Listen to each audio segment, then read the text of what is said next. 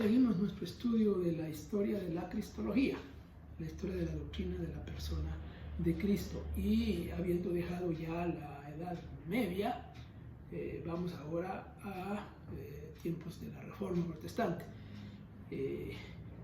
Bueno, se sabe que las controversias principales en la Reforma Protestante no eran tanto cristológicas, sino otros temas.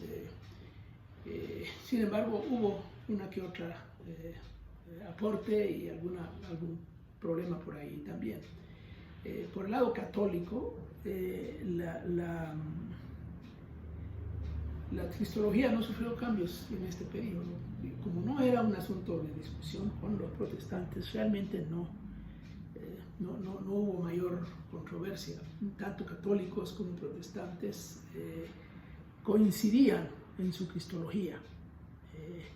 En otras palabras, ambas tradiciones eclesiásticas aceptaban los decretos de los concilios universales de la Iglesia primitiva en particular.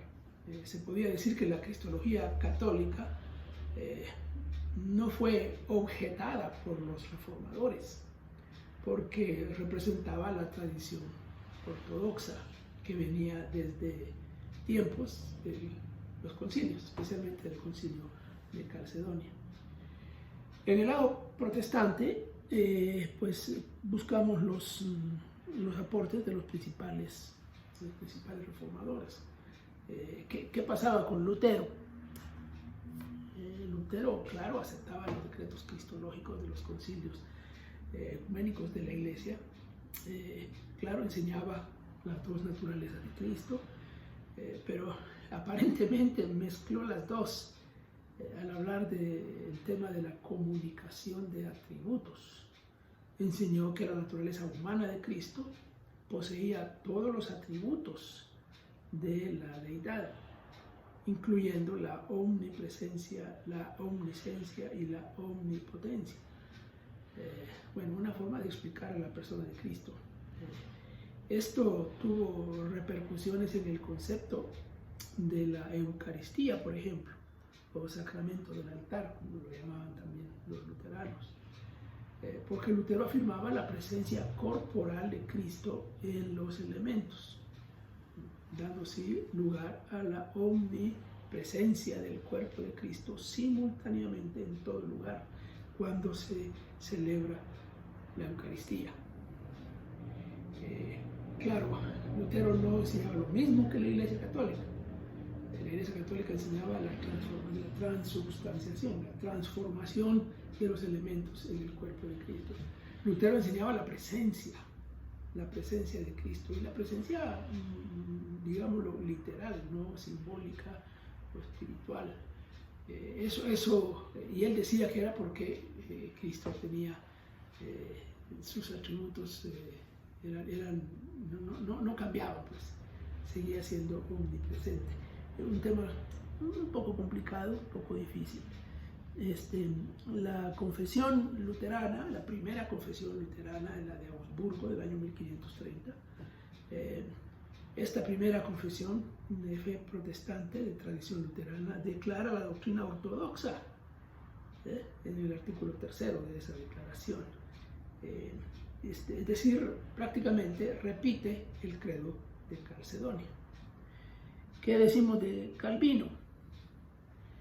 Tanto Calvino como las confesiones reformadas posteriores, algunas de ellas antes de Calvino, pero posteriores a Calvino, esas confesiones, por ejemplo, primera confesión helvética de 1536, la confesión galicana de 1539, la confesión escocesa de 1560 y la famosa confesión de Westminster, que eso viene del 1647, ya en el siglo XVII. Todas estas afirman de diferentes maneras, con expresiones distintas, la cristología ortodoxa del credo de Calcedonia. Calvino se expresa con algún detalle en contra de las herejías cristológicas del pasado, especialmente las de Nestorio y de Eutico. Lo mismo hacen algunas de las confesiones de fe que ya mencionamos. Así que prácticamente no hay mayor movimiento. La Iglesia Anglicana, ¿qué decimos de la Iglesia Anglicana? La Iglesia Anglicana tiene su confesión de fe que se llama los 39 artículos. Establece la cristología ortodoxa tradicional, siguiendo el credo de Calcedonia, como todos. No hay mayor cambio. ¿Qué pasa con los anabautistas? Los anabautistas son un grupo distinto, se les llama los revolucionarios del siglo XVI. A veces son citados como herejes en algunas confesiones protestantes, especialmente las confesiones reformadas.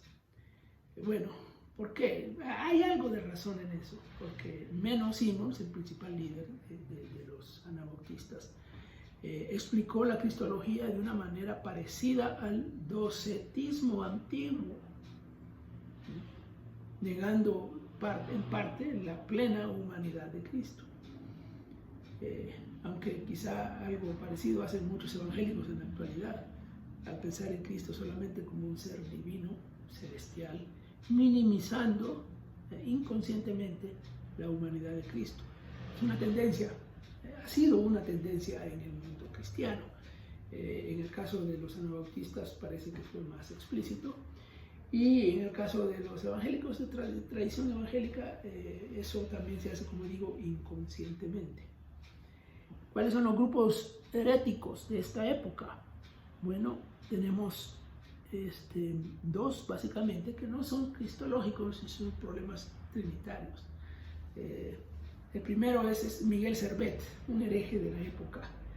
Este famoso hereje de tiempos de la Reforma sostenía un punto de vista similar al de Eutico, que negaba tanto la verdadera humanidad como la verdadera deidad de Cristo. Recuerdan que el caso de Servet, Servet fue condenado, ya había sido condenado antes, pero se refugió en Ginebra, donde estaba Calvino, y al ser reconocido, ahí fue juzgado y condenado de nuevo, y llevado a la hoguera. Es uno de los casos en que se cuestiona a la reforma de Calvino en Ginebra. Los unitarios es el otro grupo. Este grupo, en cierto modo, tiene herencia de las ideas de Servet y de las ideas antiguas, ¿no? Los socinianos, que son otro grupo también de la época de la Reforma, pero son de una herejía trinitaria, básicamente. Se negaba a reconocer a Cristo como plenamente divino y plenamente humano al mismo tiempo. William Channing, el líder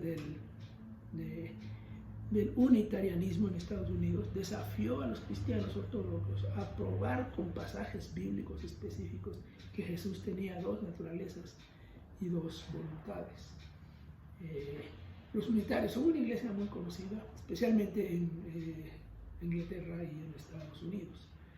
Bueno, ese es un panorama de la cristología de la Reforma en que no se ve mayor controversia, la verdad. Lo dejamos por ahí.